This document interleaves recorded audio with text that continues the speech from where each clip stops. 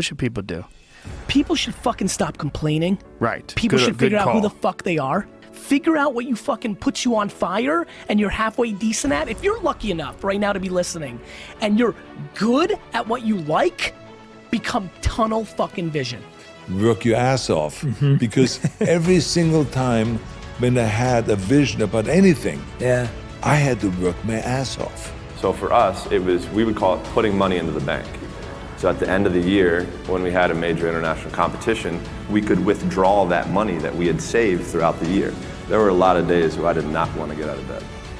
And I guarantee you, if I ask the question here, if everybody is excited to get out of bed every single day, but if you have those little small goals, those little small things that get you excited when you don't want to, it's going to make it even better and even easier at the end when you're getting ready for a presentation or the end of the year or this or that, whatever event you're leading up to.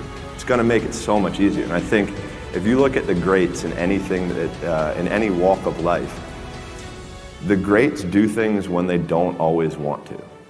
And that's the separation. Just doing it makes you do more. Like, do more hard shit makes you do more hard shit. Yeah. Understanding that you want it bad, so you're willing to put into work and do things you don't want to do. It's what makes you have the confidence that you know how to push through, and the mentality that I'm the type of dude to get shit done. Like, I'm not gonna waste my day just sitting around a fucking hotel room. No, I'm gonna go to work.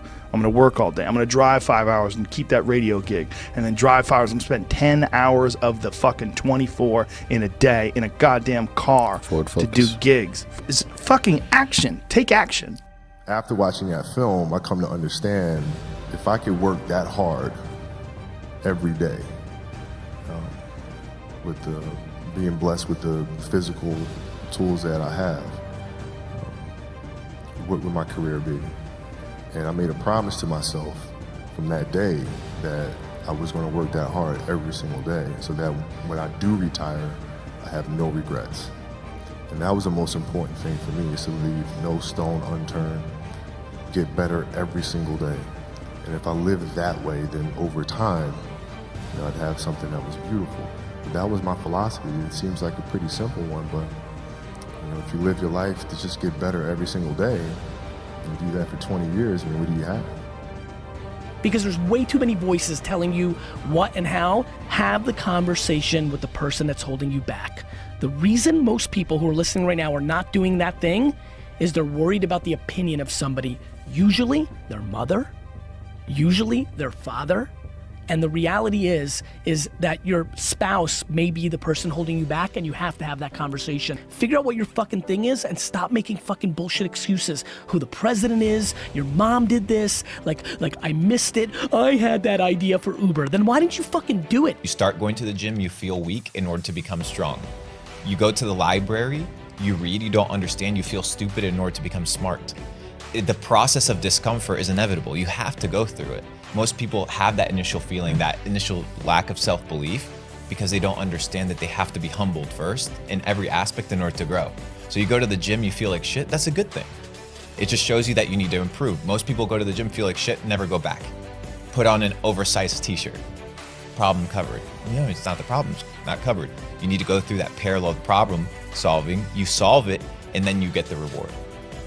When you go to work and you know exactly why you're working, then it becomes fun, a challenge. It's entertaining sometimes. Fuck your tired body, fuck that unmotivated mind, and get out there and do it anyway. You better fight yourself, because you're not only winning when things are going your way. You got to figure out how to win when things aren't going your way. You got to figure out when your body's fighting you, when your mind's fighting you. How do you still, just say, fuck it, I'm gonna beat my mind today? Or do you just give in to your mind and say, oh, I'm tired today, I'm lazy, I don't want to do it, it's too hard, no one else is doing it, it's a weekend, it's too late, these are already off hours, oh, exactly what I want isn't happening right now. Like, okay, great. You know who that's great for? Your competition. You want that attitude to permeate the people that you're competing against. You want them to give in to their mind. You want them to say, oh, it's too hard, I can't do it. But you want to be the one that says, fuck it, I'm going to do it anyway. I know I don't feel good today, but I'm going to go out there and I'm going to prove to myself that even on days that it doesn't feel right, I push myself. The reason why you're a loser And the reason why you're not fucking making it, and the reason why you're trying to go to all these, I go to all these fucking conventions, speak all the fucking time. I look in the fucking audience and these people sign up fucking every year to go to a convention, thinking they're gonna learn something fucking different. No, you're lazy. You know exactly what to do. Because even me, in my state of, I can't read and write, I knew exactly what to do. It just sucks doing it. It sucks to do it. It sucks to wake up every morning of your life and say, God, man, I'm not smart. So guess what I gotta do? I gotta study the same shit that I got one of the highest scores in the nation on. That real me back here every fucking time is saying, that ain't you, bro. That ain't you. And I have to outwork that voice. And some of you guys don't understand that, oh, me being sad all the time and feeling like shit is because I'm not doing anything. It's a survival mechanism so that you can get out there and fucking do something, guys. So it's your body's natural hardwiring to tell you, you gotta get out there and fucking create, man. You gotta get out there and do something. Because if you don't, you're not gonna be able to procreate, and then why the fuck are you on this earth? So it's your body's natural response to inadequacy, all right? Depression could be a good thing. It could be used as a tool to make you realize, damn, I'm a fucking loser. A lot of you guys that are sad for yourselves, you haven't done the fucking work. And that's why you feel the way that you do. You haven't done the work. And you know what? For all you guys out there that are lazy, that are sad, and you know, I don't know what to do, blah, blah, blah. Fuck y'all. I don't care what you guys think. You need to get out there and fucking do something. My college coach always used to tell me, idle hands do the devil's work. Guys, the devil's work isn't necessarily committing crimes and doing stupid shit. It can also be putting demons in your head that you're sad and you're depressed, when in reality, you're just a fucking bum. When you're feeling the most trapped and down and nothing can't go right, I feel like those are the moments that define you. Those are those character canon moments that are like, what am I gonna do now? You know, how do you respond to that? And thinking your way, feeling your way, working your way through those things on the other side, it's like, you know, I don't know who said the saying, but like usually, you know, you're the closest to getting what you want is always the hardest. It's always the feeling when you're getting ready to, you know, people give up right before they get what they've always wanted to get. People quit and they give up. And I will not be the person who quit before I got what I wanted or what I needed or what I felt I was supposed to have, you know? Like, and if that wasn't for me, it wasn't for me. I'm gonna keep grinding, I'm gonna keep knocking on the door until I get what I feel. That's been something I've always felt. A lot of you are trying to find inspiration and motivation with a depressed mindset. You're depressed because you're not doing shit with yourself.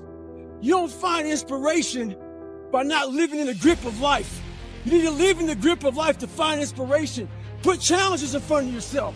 When you put a challenge in front of yourself and you attack it, that's where you find inspiration. Try to be 10% better than you were last week. So if you're running 30 miles a week, run 33. If you're swimming 500 meters, swim 550. And some of you aren't doing shit, you're 10% just getting off the fucking couch. The more you walk away from accountability, the weaker you become. Find yourself in the grip of life. You can't find yourself by doing nothing. A lot of people sit back and they dream about being a sports figure, or dream about being a SEAL, or dream about being an astronaut. And all it is a motherfucking dream. They don't put the work behind the dream. That dream has become their fucking master. When you become the master of your fucking dream is when you say, I want to go be a Navy SEAL, and you say, okay, I'm gonna lose 106 pounds in less than 3 fucking months. The dream was the one thing I thought about, and the dream was now gone. Now, what comes in, the dream goes away, and the fucking laundry list of fucking details and tasks come up. Gotta do this, gotta do this, gotta do this, gotta do this. That's when you become the master of your dream. So, a lot of people out there dreaming. I mean, maybe you're doing your job, but why you gotta stop me from doing mine? Because if you're willing to go through all the battling you gotta go through to get to where you wanna get, who's got the right to stop you? I mean, maybe some of you guys got something you never finished, something you really wanna do, something you never said to somebody, something. And you're told no, even after you pay your dues. Who's got the right to tell you that? Who? Nobody. It's your right to listen to your gut. It ain't nobody's right to say no after you earn the right to be where you want to be, to do what you want to do. You know, the older I get, the more things I got to leave behind. That's life. The only thing I'm asking you guys to leave on the table is what's right. It's dangerous to dwell on past mistakes because people sort of define themselves by the worst moments that they've ever had. And if that's the case, like some people are stuck in high school. You know, they're stuck in failures that they had like when they were first getting jobs, and they always think that they're a loser, and they don't like the feeling of failure, so they keep low expectations so that they never have to feel that. You gotta get through it. You gotta get through bad feelings. You gotta get through failure. It's very important. And you get through it by just picking yourself back up and moving forward and going. But it's hard for a lot of people because that sting, they never get over it, the feeling of failure. And they don't have a good support system, like good friends. Like having a good community of friends is very, very important. Because you could feel like if you've been, a girl broke up with you, and you feel like you're the worst. But then you go out with your friends and you have a few laughs, and next thing you know, you're laughing and you're like, I'm all right. We'll be all right. We're not on this stage just because of talent or ability. We're up here because of 4 a.m. We're up here because of 2-a-days or 5-a-days. We're up here because we had a dream and let nothing stand in our way.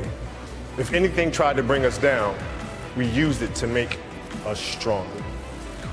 We were never satisfied, never finished, will never be retired. My high school English teacher, Mr. Fisk, had this beautiful quote, and it read, "Rest at the end, not in the middle." And I took that to heart. I believe there's time for resting at the end, but for me, that time is not now. Thank you for this tremendous honor in acknowledging my basketball career, but I'm far from done. My next dream is to be honored one day for inspiring the next generation of athletes to have a dream, sacrifice for it, and never ever rest in the middle.